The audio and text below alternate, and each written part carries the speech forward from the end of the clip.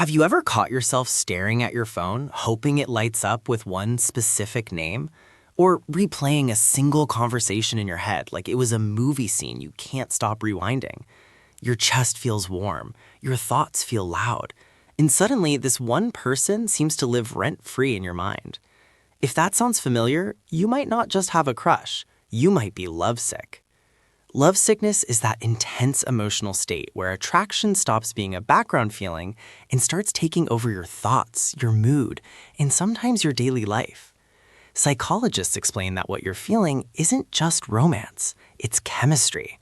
When you're drawn to someone, your brain releases powerful chemicals like dopamine, serotonin, oxytocin, and vasopressin. These are the same chemicals involved in motivation, bonding, and reward. Together, they create that rush, that longing, that ache you can't quite explain. For most people, a crush fades after a few weeks or months, but lovesickness sits in the middle ground.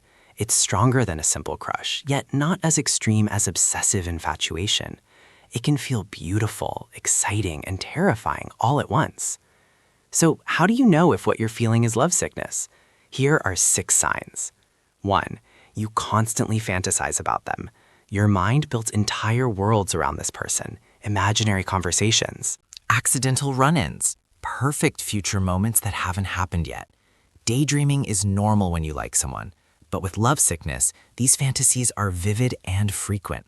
They sneak into your work, your classes, your quiet moments. It's your brain trying to explore possibilities, but when these thoughts start pulling you away from real life, it's a sign your feelings are running deep. 2. You idealize them. When you're lovesick, flaws blur. You focus on their smile, their voice, the way they made you feel once, and everything else fades into the background. Even if friends point out red flags, you brush them aside. This isn't because you're naive. It's because your brain is amplifying the positive and muting the negative. Idealization feels safe. It protects the fantasy, even when reality doesn't quite match. 3. You can't stop thinking about them. They pop into your mind when you wake up, when you're trying to focus, and right before you fall asleep. These thoughts can be intrusive, pulling your attention away from tasks you care about. Lovesickness doesn't mean you've lost control completely, but it does mean your thoughts keep circling back to one person, again and again, like a song stuck on repeat. 4. You read into everything they do.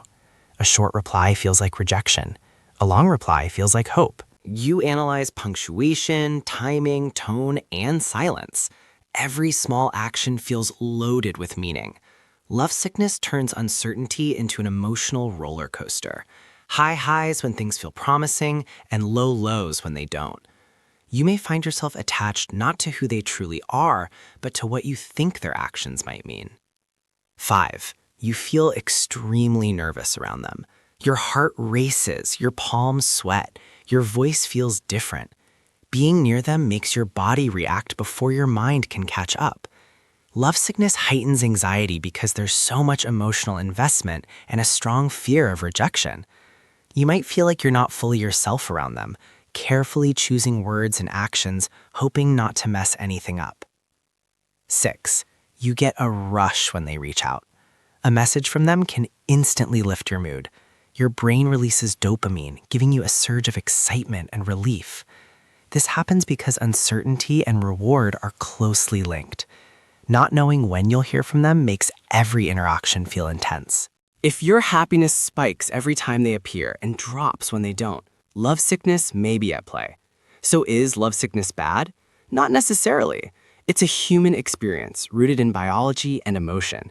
It can inspire creativity, deepen self-awareness, and remind you how deeply you're capable of feeling. But when it starts to consume you, distract you from your life, or last for years without resolution, it's important to step back and seek perspective, sometimes with the help of a mental health professional. Lovesickness reminds us of one powerful truth: connection matters. And the intensity you feel says less about the other person and more about the depth of your emotional world. Have you ever felt lovesick? What did it feel like for you? Share your thoughts, and if this resonated, support the video and stay tuned for more. Thanks for watching.